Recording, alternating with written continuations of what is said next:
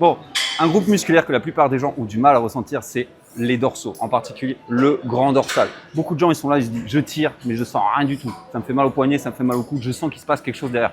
J'ai une astuce toute simple pour vous aider à mieux ressentir votre grand dorsal que John Meadows m'avait appris. On va utiliser pour ça l'isométrie, c'est-à-dire contracter le muscle sans qu'il y ait de raccourcissement au délongement des fibres. On va le mettre dans une position contractée qui fait très mal.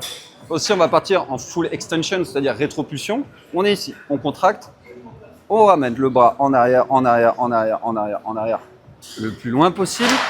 Une fois qu'on est là, on va faire une rotation externe. Et après, pour finir, on envoie le coude, comme ça, et on bloque 5 secondes. 2, 3, 4, 5. C'est un peu comme une crampe. Je vais faire de l'autre côté. Ici, on contracte. Rétropulsion, on envoie, on envoie, on envoie, on envoie, on envoie, on envoie. Rotation externe. Et on envoie le coude. Et on contracte. 1, 2, 3, 4, 5.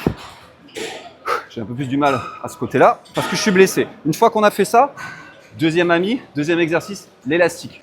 On va l'attraper. On va tirer. Oh, il n'est pas très résistant, donc on va tirer ici. Envoyer légèrement les coudes sur le côté, essayer de contracter le dos. Et ce qu'on va faire, c'est simplement reculer. On recule. Ok, on sent que ça force. On contracte 5 secondes. 1, 2, 3, 4, 5. Okay. Cette séquence des 2 exercices, une fois qu'on l'a faite, on peut faire un exercice de dos. Comme ça va nous aider à augmenter cette connexion muscle-esprit.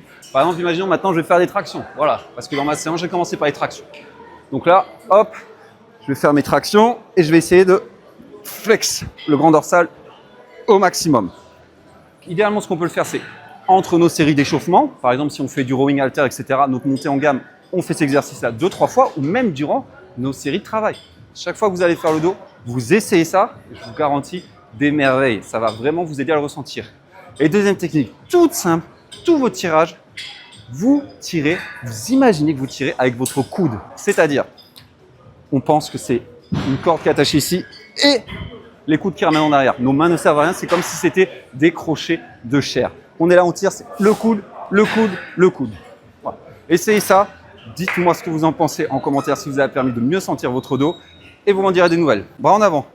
Voilà, tu contractes. Maintenant, tu l'envoies doucement en arrière, comme ça, en gardant. Voilà. Tu l'envoies le plus loin possible en arrière, plus loin possible, plus loin possible, plus loin possible. Tu gardes contracté.